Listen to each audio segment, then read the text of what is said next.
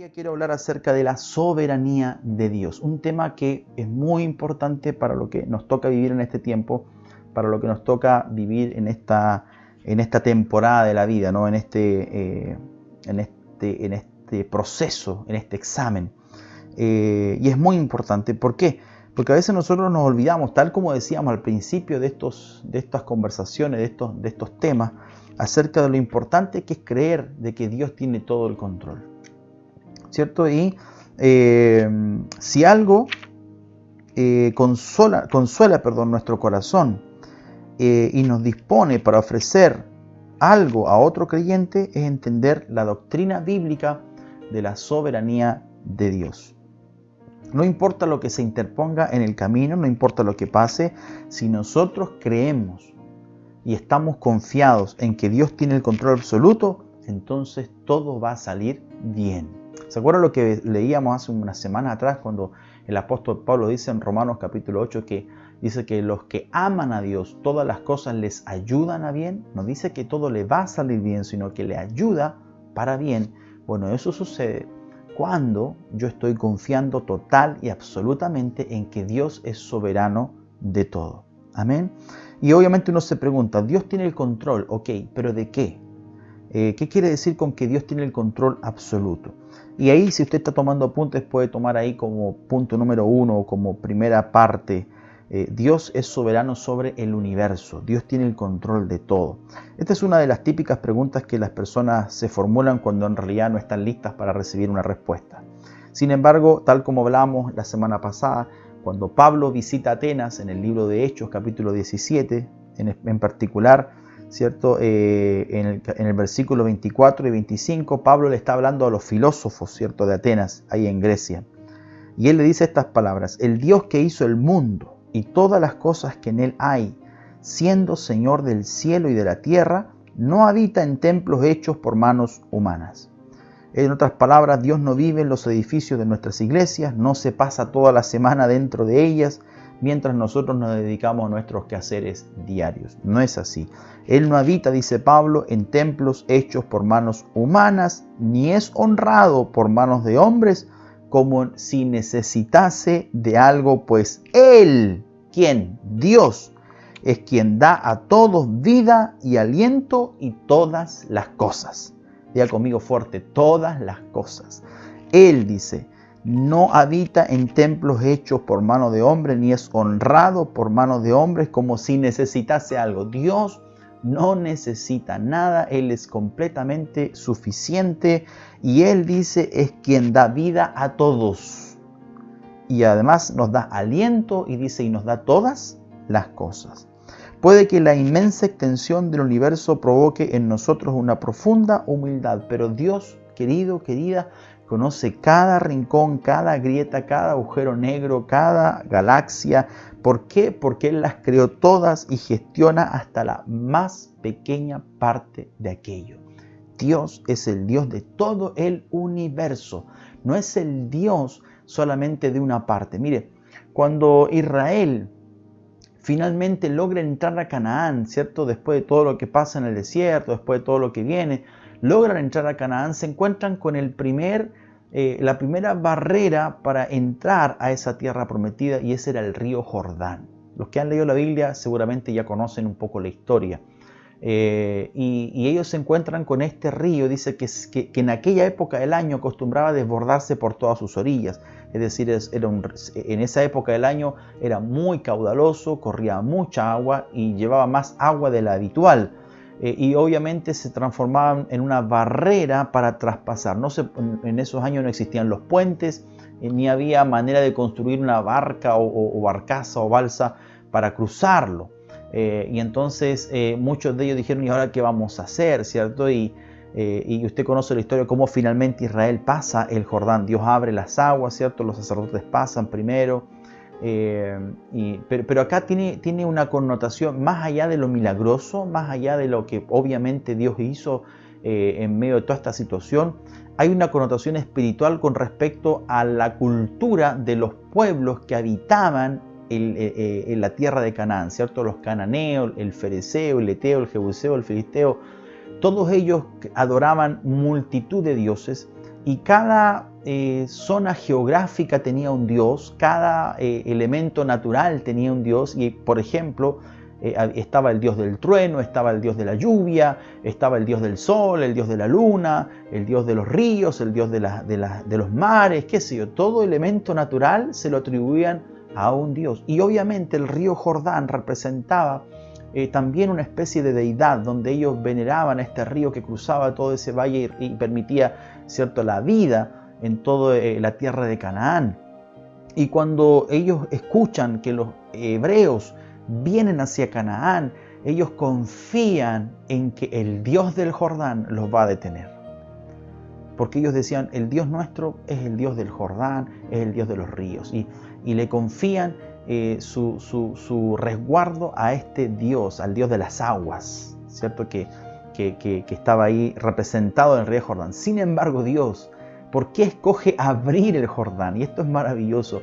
¿Por qué Dios escoge abrir? ¿Por qué simplemente no le dice, mire, vayan y pasen por una parte más fácil, o vayan y construyanse una balsa, o vayan y busquen la manera de cómo? No, Él dice, yo voy a partir el Jordán en dos, porque con eso está diciendo, yo soy el Dios de todo, yo soy el Dios de las aguas, de los mares, de los desiertos, de las galaxias, yo soy el Dios soberano, y un río no puede tener la mano de Dios. ¿Qué le parece? Entonces Israel pasa en seco y eso le da una señal a esa cultura politeísta. Dios, el Dios de Israel, es el Dios de todo. No es solamente el Dios del desierto, no es solamente el Dios del maná, no es solamente el Dios de la columna de fuego y de la nube, es el Dios de todo. Amén. Y yo quiero hoy día motivarte a creer en que Dios tiene todo el control. Lo segundo es que Dios es soberano sobre la humanidad. Ahora, fíjese lo siguiente, cada vez que nosotros inspiramos y expiramos, cada vez que respiramos, lo hacemos porque ese es un don de Dios. Dios nos dio el aliento, dice el apóstol Pablo ahí en el libro de Hechos capítulo 17. Él es el que da aliento, Él es el que nos permite, ¿cierto?, vivir, dice el verso 28, porque en Él vivimos y nos movemos y somos. Mire qué tremendo, Dios es soberano sobre toda la humanidad. Si volvemos un poquito atrás al versículo 26, estoy en Hechos capítulo 17, el apóstol Pablo dice, y de una sangre, se refiere a Adán, ha hecho todo el linaje de los hombres para que habiten sobre toda la faz de la tierra y les ha prefijado el orden de los tiempos y los límites de su habitación. Por tanto, Dios es el Señor de los países, es el Señor de las razas, es el Señor de los gobiernos y tiene, dice, un propósito con el que nos ha hecho para que vivamos en este mundo. Dice, para que busquen a Dios si en alguna manera palpando puedan hallarle, aunque ciertamente no está lejos de cada uno de nosotros porque el linaje suyo somos. Mire, Pablo está utilizando el lenguaje ateniense, ¿no?, la literatura ateniense, para que ellos entiendan lo admirable que es la soberanía de Dios. Usted y yo no podemos inventar quién es Dios. Yo la semana pasada también hablaba acerca de esto, ¿no?, de que muchas personas, se inventan un Dios o adaptan ese Dios grande a su propia medida. Y a veces caemos en este jueguito, ¿no?, de buena intención, pero a veces no nos damos cuenta. Cuando de pronto alguien nos pregunta, ¿y para ti quién es Dios? Y uno trata como de definirlo. Y dicen, bueno, para mí Dios es un amigo. Y suena lindo, suena políticamente correcto, pero Él no cabe en la descripción de un amigo. Él es mucho más que un amigo. ¿Cierto? Otros dicen, bueno, para mí Dios es amor. Sí, Dios es amor. La Biblia dice que es amor, pero Dios es mucho más que amor. Dios es indescriptible, Dios es maravilloso, Dios es poderoso. No hay palabras para describir quién es Dios y yo no puedo definirlo. Yo no sé usted, pero yo no puedo definir quién es Dios. Por eso, cuando Moisés le pregunta a Dios y le dice, Señor, ¿y qué le voy a decir al pueblo quién eres tú? Dame un nombre, dame una palabra, ¿no? Porque los dioses de aquel entonces, y tal como ocurre hoy día, tenían nombres que eran atribuibles a sus atributos. Como les mencionaba recién, no estaba, qué sé yo, el dios del trueno, el dios de los relámpagos, el dios de la lluvia, y su nombre hacía relación a sus atributos. Pero él dice a Moisés, diles yo soy, diles que yo soy te envía. ¿Cierto? Y ahí viene la palabra que en hebreo se traduce como Yahvé o Yahweh, que quiere decir yo soy, porque el nombre de Dios es indescriptible. El nombre de Dios es yo soy, porque Él es todo. Él es todo, Él es todo. No hay manera de poder definir a Dios. Así que cuando usted intenta inventar o buscar una palabra acerca de quién es Dios, es probable que ya nos estemos saliendo del camino. Esa premisa es irrelevante. Dios es quien, sin importar lo que uno piensa, es quien es sin importar lo que uno piensa. Dice el verso 29, siendo pues linaje de Dios, no debemos pensar que la divinidad sea semejante a oro o plata o piedra, esculturas de arte y de imaginación de hombres. Eso dice Pablo en Hechos 17:29, ¿cierto? Porque él ve en este panteón, ¿cierto? En el Areópago de Atenas, cómo están representados por medio de figuras estos dioses que yo le mencionaba. Y Pablo dice, no, la divinidad, el verdadero Dios, no hay forma de representarlo ni con oro, ni con plata, ni con esculturas, ni con nada que tú te puedas imaginar. Amén. ¿Qué quiere decir que Dios no tiene que ser lo que yo imagino que es? En una palabra, no. Pero dice Dios, habiendo pasado por alto los tiempos de esta ignorancia. ¿Qué ignorancia? La ignorancia acerca de quién es Dios. Ahora manda, dice, a todos los hombres en todo lugar que se arrepientan, por cuanto ha establecido un día en el cual juzgará al mundo con justicia por aquel varón a quien designó, aquí se refiere a Jesucristo, dando fe a todos con haberle levantado de los muertos. Ahí está en el verso 30 y 31. Por lo tanto, la venida, muerte y resurrección de Jesús representan, ¿cierto?, toda la consumación de la divinidad de Dios y levanta el listón del arrepentimiento para toda la humanidad. Dice que Dios pasa por alto esos tiempos de ignorancia. Cuando se refiere a pasar por alto nuestra ignorancia, es que pasa por alto esa ignorancia acerca de quién es Dios. Cuando no conocemos quién es Dios, cuando no sabemos qué es lo que Dios está haciendo, ¿cierto? O ha estado haciendo y éramos ignorantes y no sabíamos nada, no entendíamos nada. Dice, bueno, tranquilos, dice Pablo, tranquilos.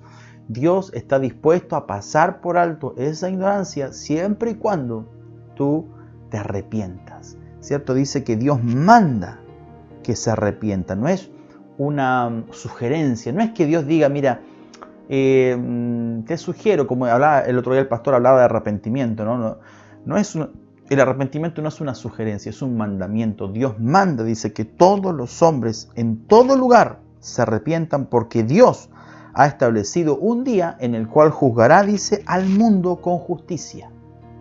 Es decir, Dios es mucho más grande de lo que yo puedo pensar o imaginar, porque finalmente Dios va a ejercer su soberanía mediante el juicio.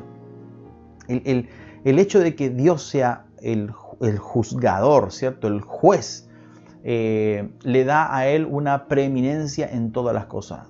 No cualquiera puede ser juez. Hoy día en nuestra cultura basta que tú estudies, ¿cierto? Y basta que te perfecciones en algunas cosas y cumplas con algunas normas para que puedas acceder a ser un juez.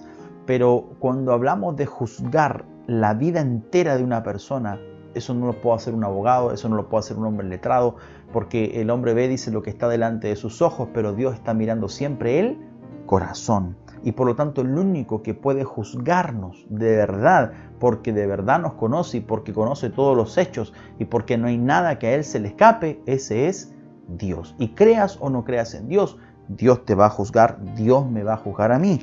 Por lo tanto, Dios tiene el control hasta el punto de que gobierna, dice, el universo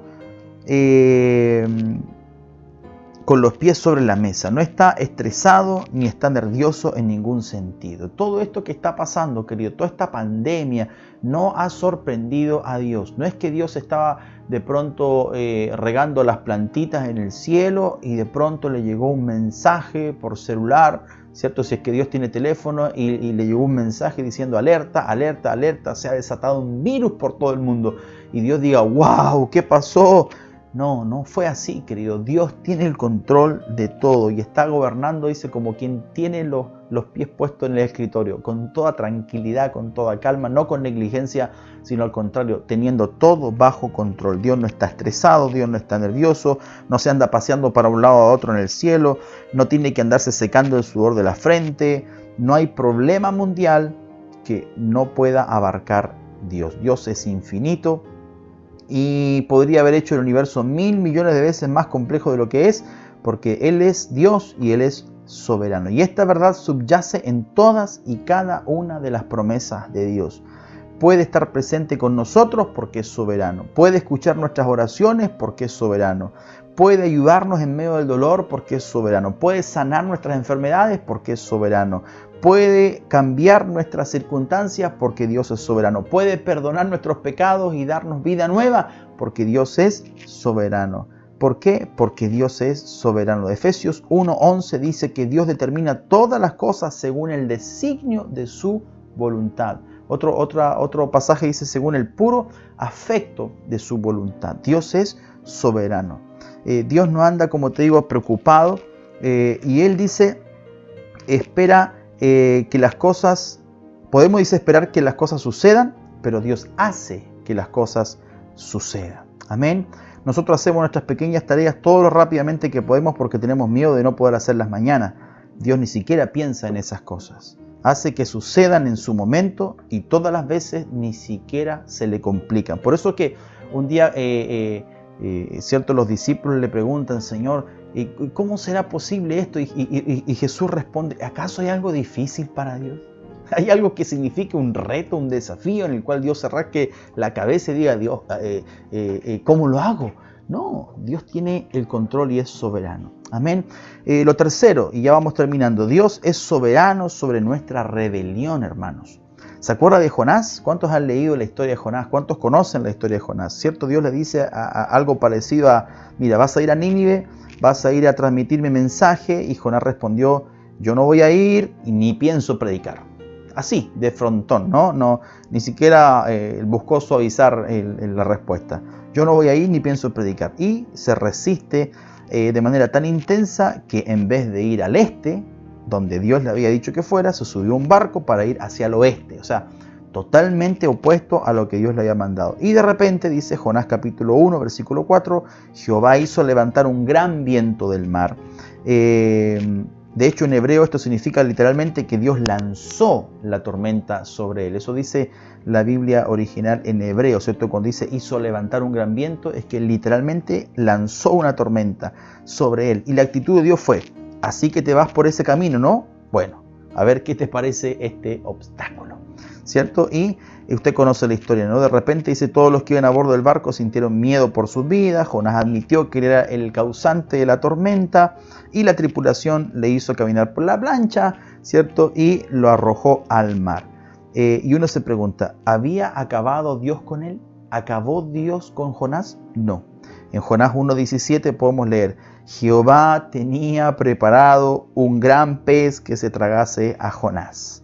Dios tenía el control sobre la rebelión de Jonás. Jonás dice, oró al Señor desde el vientre del pez que vomitó al profeta en tierra firme, y Jonás había apenas puesto los pies en el suelo cuando ya los estaba moviendo en la dirección de Dios. Es decir, Dios está por sobre nuestras propias rebeliones. Al final, a pesar de la actuación decepcionante del profeta, Dios provocó un avivamiento generalizado entre aquel malvado pueblo de Nínive, pero Jonás prefirió desanimarse y deprimirse porque no creía que los ninivitas merecieran la misericordia de Dios.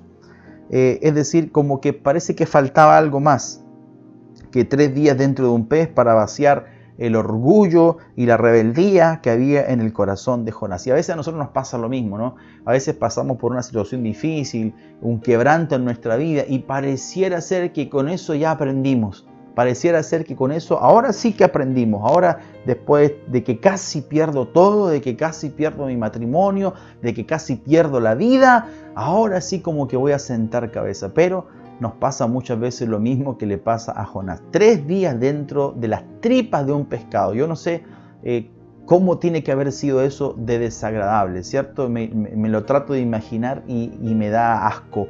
Me encanta comer pescado, pero no me gusta meter la cabeza dentro de las tripas de un pescado. ¿Se imagina usted estar 3 días ahí? Dice que él mismo describe, dice, el alga estaba enredada en su cabeza, los jugos gástricos del pez estaban ahí rodeándolo por completo. No sabemos cómo fue ni qué pez fue, pero obviamente no fue una situación agradable, fue un tiempo de quebranto. Sin embargo, Jonás pareciera ser que no aprendió la lección, ¿cierto? Y de hecho Jonás se enfadó tanto que dice en el capítulo 4, versículo 3, ahora pues, oh Jehová, te ruego que me quites la vida, porque mejor me es la muerte que la vida. Eso se le llama en buen español una rabieta. Querido, ¿cuántas veces nosotros hemos hecho rabietas? ¿Cuántas veces nosotros hemos hecho pataletas, diríamos, no? Sin embargo, Dios con su amor tierno respondió preguntándole, ¿haces bien, Jonás, en enojarte tanto? Entonces dice, preparó Jehová Dios una calabacera, la cual creció sobre Jonás para que hiciese sombra sobre su cabeza y le librase de su malestar.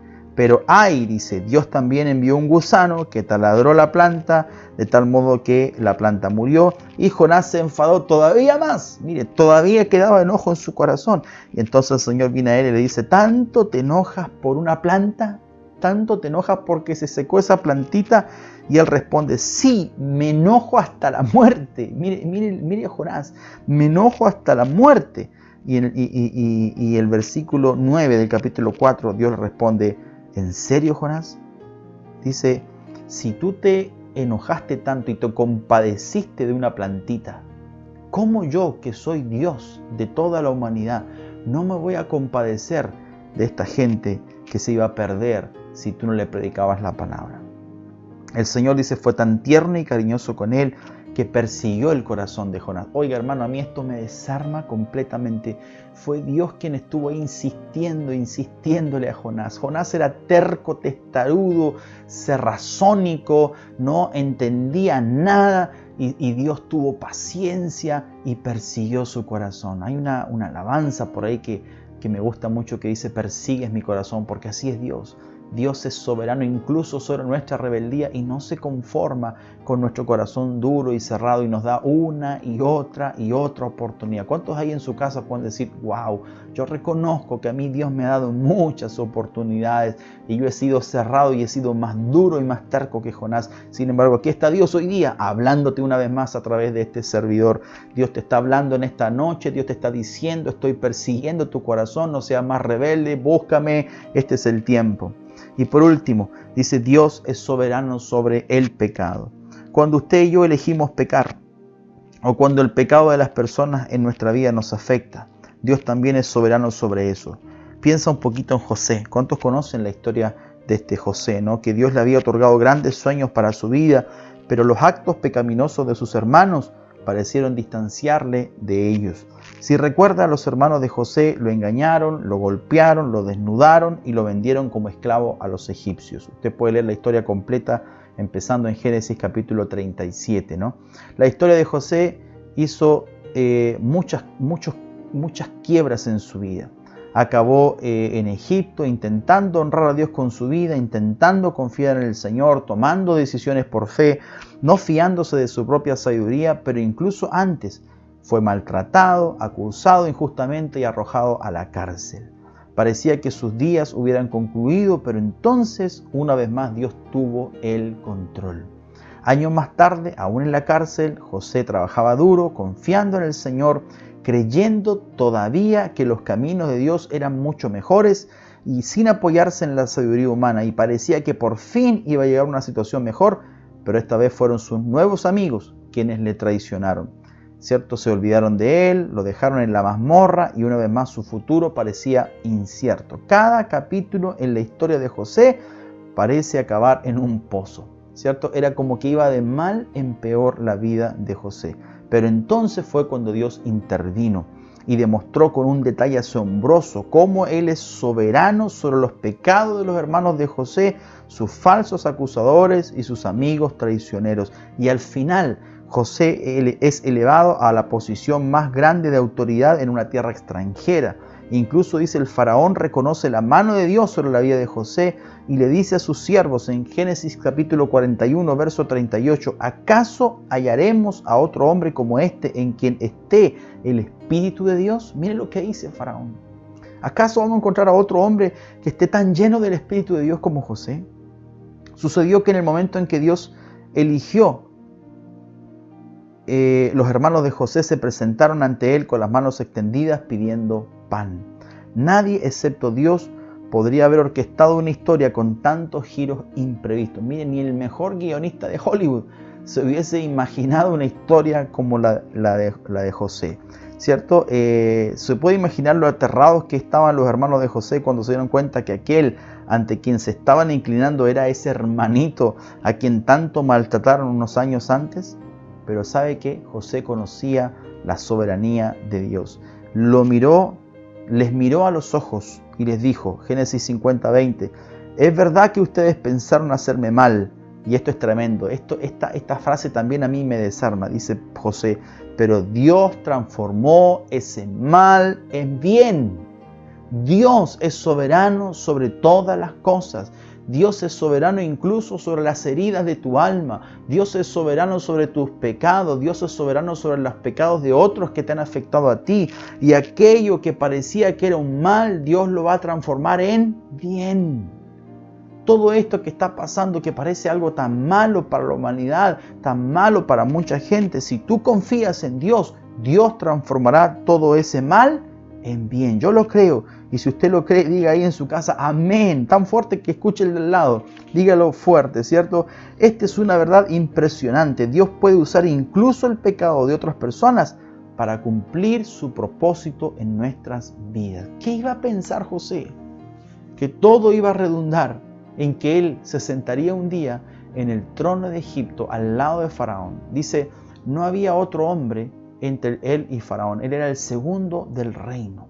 Y cuando José pasaba, dice, todos los demás tenían que inclinarse, ¿cierto? Todos los demás tenían que rendirle homenaje a este muchachito hebreo. Un muchachito hebreo sentado en el palacio de Egipto.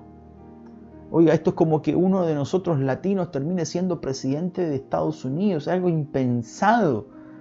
Pero allá te puede llevar Dios, hacia allá te puede llevar Dios, a lo que Él ha destinado para nuestra vida, si es que confiamos en su soberanía. Amén. Dios es soberano sobre todas las cosas. Me gustaría seguir hablando sobre esto en otra ocasión. Me gustaría seguir hablándote acerca de lo que Dios está haciendo en nuestra vida. Pero quiero terminar en esta hora simplemente llevándote a un tiempo de reflexión, a un tiempo donde tú y yo podamos confiar en el Señor y podamos decirle, Señor, yo quiero aprender a confiar en ti. ¿Cierto? Yo quiero aprender a confiar en ti. Miren lo que dice el Salmo 37, versículo 1 al 7. Si usted me ayuda, lo puede buscar ahí en su Biblia, en su casa, ahí en su teléfono, donde esté. Busque conmigo Salmo 37 del 1 al 7. Dice, versículo 1, y aquí es tremendo porque esto es una oración que escribe el salmista para sí mismo. Esto es algo, ¿cierto? Donde podemos ver cómo él se habla a sí mismo, ¿cierto? Y es como que estuviera hablando a otra persona, pero en realidad se está hablando a sí mismo. Y nosotros hoy día también podemos meditar en estas instrucciones. Esto es como una lista de instrucciones para tu alma y para la mía. Dice, número 1, versículo 1, no te impacientes a causa de los malignos, ni tengas envidia de los que hacen iniquidad, ¿cierto? Número 1, no te impacientes por lo que hacen los malignos. Hoy día vemos cómo la maldad está desatada, ¿cierto? Es cosa de prender las noticias, de buscar, ¿cierto? En internet cómo ha aumentado la violencia y hay gente que, ¿cierto? Lo vivimos hace unos meses atrás con este estallido social aquí en Chile, donde muchos fueron a saquear y acapararon un montón de cosas. Y uno decía, qué injusto, yo no tengo ni para comer y estos ladrones tienen la casa llena de comida. Pero ¿qué dice el salmista? No te impacientes, no te impacientes. Mantente tranquilo. No te impacientes a causa de los malignos, ni tengas envidia de los que hacen iniquidad. No estés envidiando al pecador. Número 2, confía en Jehová y haz el bien, y habitarás en la tierra, y te apacentarás de la verdad. Confía en Jehová. Número 1, no te impacientes. Número 2, confía en Jehová y haz el bien. Haz el bien, tú preocúpate de una sola cosa, de estar justo delante de Dios, de estar en el centro de la voluntad de Dios. No te preocupes si el maligno prospera, tú preocúpate de hacer las cosas bien. Le decía tiempo atrás un hermano que me hablaba justamente de ese pastor, ¿por qué la gente mala prospera? ¿Por qué el que engaña le va bien? ¿Por qué el que miente le dan ayuda del gobierno? Y uno ve que tienen auto, tienen casa y más encima el gobierno les ayuda y uno aquí peleando a la sola y no nos dan nada. Y decía, tranquilo, usted confíe en Jehová y haga el bien, sea justo delante de Dios. Número 3, esto es tremendo, deleítate a sí mismo en Jehová. Esto en el versículo 4, ¿no? Deleítate a sí mismo en Jehová. Y Él, ¿quién? ¿El mundo? No. Él, Dios, te concederá las peticiones de tu corazón. Deleítate a sí mismo en Jehová. Deleítate. Así como confías, dice, deleítate en Jehová. Gózate en el Señor. Descansa en Él, confía en Él, adóralo a Él, levanta todos los días cánticos, alabanzas de adoración, vive en obediencia a Dios, deleítate en el Señor, dice, y Él será quien va a conceder las peticiones de tu corazón. No lo va a hacer el gobierno, no lo va a hacer la política, no lo va a hacer nadie, lo va a hacer Dios. Él nos concederá las peticiones de nuestro corazón. Dice el versículo 5, encomienda a Jehová tu camino. No estés esperando la vacuna, no estés esperando la solución de los chinos, de los americanos, de los europeos. Encomienda a Jehová tu camino, encomienda tu vida a Él, dice, y confía en Él y Él hará. Tremendo, tremendo. Dice, encomienda a Jehová tu camino. Eso quiere decir, entrégale al Señor tu vida, entrégale. Si todavía no le has entregado tu vida a Jesús, ahí en tu casa dile, Señor, yo te entrego mi vida, mis preocupaciones, mis pecados, mis errores, mis fallas, todo lo que soy, te lo encomiendo a ti. Y confía en Él y Él hará. Y por último, en el versículo 7, dice, guarda silencio ante Jehová y espera en Él. Tremendo, tremendo. Este Salmo 37, márquelo, subráyelo, como digo yo, póngaselo ahí pegado en su espejo de la casa para que todos los días se levante y cuando vaya a lavarse la cara vea este manual pequeño de instrucciones para nuestra alma, ¿cierto? No impacientarnos, confiar en el Señor, deleitarnos en Él, encomendar al Señor nuestro camino y guardar silencio y esperar. Hermanos, en este tiempo, yo lo decía hace también unas semanas atrás, Dios nos ha metido en este Selah, ¿cierto? En esta pausa, no para que aprendamos a cocinar. Qué bueno que aprendiste a cocinar, qué bueno que aprendimos a hacer pan. ¿Cierto? Tiempo atrás aparecía la noticia, ¿no? Que una de las cosas más buscadas en Chile era cómo hacer pan amasado. Mucha gente hoy día aprendió a hacer su propio pan. Qué bueno. Es más saludable, más sano, no tiene preservantes. Lindo todo. Qué bueno que muchos se aprendieron a cocinar, qué bueno que otros aprendieron de leer un libro, qué bueno, todo eso es bueno, pero no es el propósito. El propósito de esta pausa es que aprendamos a confiar en Dios. Amén. Que aprendamos a, como decíamos al principio, a reinventarnos. Y parte de esa reinvención espiritual tiene que ver con volcar nuestra vida completa a Dios. Volcar nuestra vida completa a Dios y depender de su soberanía. Dios es soberano de todo. Amén. Querido hermano, quiero orar contigo y en tu casa, si quieres hacerlo, puedes cerrar tus ojos y me gustaría que si estás con tu familia, si estás con tus hijos, si estás con tu esposo o tu esposa, puedas tomarla de la mano un momentito y podamos orar juntos en esta noche. Señor, te doy gracias. Gracias por tu palabra. Es tu palabra la que ha sido enseñada en esta tarde. No son mis opiniones personales, es tu palabra. Hemos hablado de tu palabra. Y esa palabra que es viva y eficaz y más cortante que toda espada de doble filo. Oro, Dios, en esta noche para que todos los que estamos en este momento conectados y aquellos que también se van a conectar más tarde y van a ver la retransmisión o van a ver la repetición, puedan también entender que tú eres soberano sobre todas las cosas. Señora, ayúdanos a confiar en ti, ayúdanos a guardar silencio, ayúdanos, Señor, a esperar en ti, ayúdanos a no impacientarnos, ayúdanos, Señor, a encomendar a ti nuestro camino, a deleitarnos en ti, Señor, porque tú concedes los deseos de nuestro corazón. Oro, Dios, para que desates un manto de amor, de poder y de dominio propio sobre toda tu iglesia. Oro, Señor, por la fraternidad cristiana carismática. Oro, Señor, para que esta comunidad de fe, Señor, en este tiempo podamos crecer, podamos multiplicar nuestra relación personal e íntima con Dios y eso se traduzca en un despertar de la fe, en un despertar de la predicación, en un despertar del evangelismo, en un despertar, Señor, de querer compartir a otros acerca de lo que tú has puesto en nuestra vida.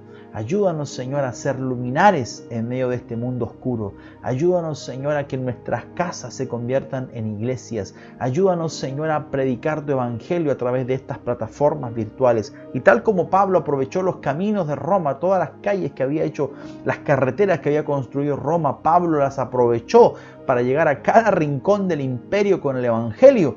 Así también nosotros podamos aprovechar estas carreteras virtuales que se llaman Facebook, que se llama YouTube, que se llaman todas estas plataformas, redes sociales, las podamos llenar de la palabra de Dios, con esa palabra que nunca vuelve vacía. Yo lo creo, yo lo creo, yo lo creo. La palabra de Dios nunca vuelve vacía. Y si en esta noche hay alguien que nos está viendo, que nos está escuchando y aún no le ha entregado su vida a Cristo, oro, Dios, para que tu palabra llegue hasta lo profundo de su corazón y este joven, esta persona, este varón, esta mujer puedan recibirte a ti en su vida y puedan ser testigos de lo poderoso, de lo maravilloso, de lo amoroso y de lo grande que eres tú, Señor. Te damos a ti toda la gloria, toda la honra y toda la alabanza en el nombre poderoso de Jesús y decimos amén.